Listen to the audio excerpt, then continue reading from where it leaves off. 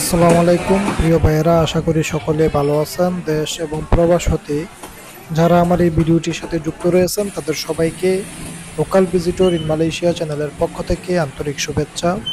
আজকে আমি আপনাদের সাথে মালয়েশিয়ার কুয়ালালামপুরের পাইকারি একটি বাজারের সাথে পরিচয় করিয়ে দিব, যেখান থেকে আপনারা মাছ, মাংস, শাক, সবজি, কাঁচা বাজার সহ বিভিন্ন বাজার সদাই আপনারা এখান থেকে পাইকারি মূল্যে করতে পারবেন।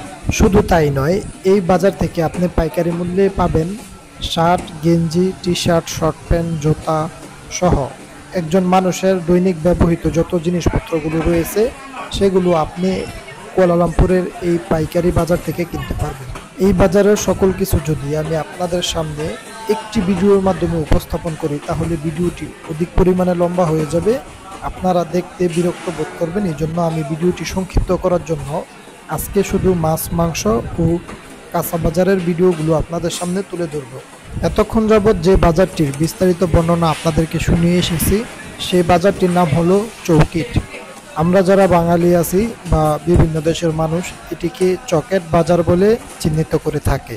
বাংলাদেশ, পাকিস্তান, মিয়ানমার, ইন্দোনেশিয়া, নেপাল সহ বিভিন্ন দেশের মানুষ এই বাজারটি থেকে বেশি সদাই ক্রয় করে থাকে।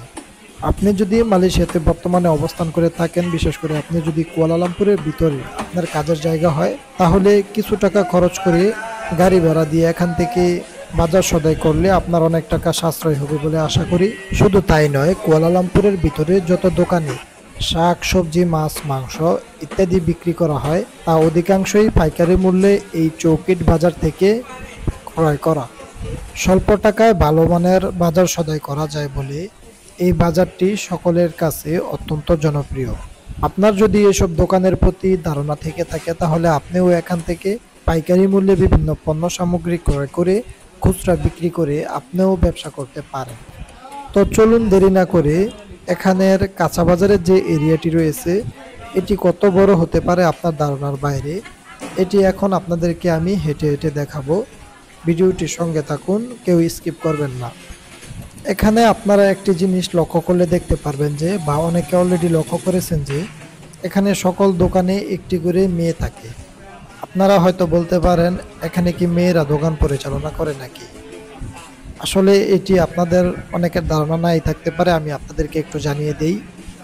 মালয়েশিয়াতে ব্যবসা করার একটি আইন হলো, আপনি ব্যবসা করবেন কোনো সমস্যা নেই, কিন্তু আপনার দোকানের যে ক্যাশিয়ার এটি অবশ্যই মেয়ে হতে হবে, হোক আপনার বউ কিংবা মা কিংবা বোন। অবশ্যই আপনার ক্যাশিয়ারে একজন বাধ্যতামূলক মেয়ে থাকতে হবে, এটা এদেশের নিয়ম। আরেকটি বিষয় আপনাদের সাথে বিস্তারিত আলোচনা না করলেই নয়, বর্তমানে যারা কুয়ালালামপুরের বাহিরে অবস্থান করতেছেন, বিশেষ করে যেখানে কোনো প্রকার পাইকারি মার্কেট নেই, শুধু খুচরা বিক্রি হয় এমন কিছু কিছু ক্যাডাই রয়েছে, তাও কয়েক মাইল দূরে দূরে, তাহলে এই সুযোগটি কাজে লাগিয়ে আপনিও ব্যবসা করতে পারেন।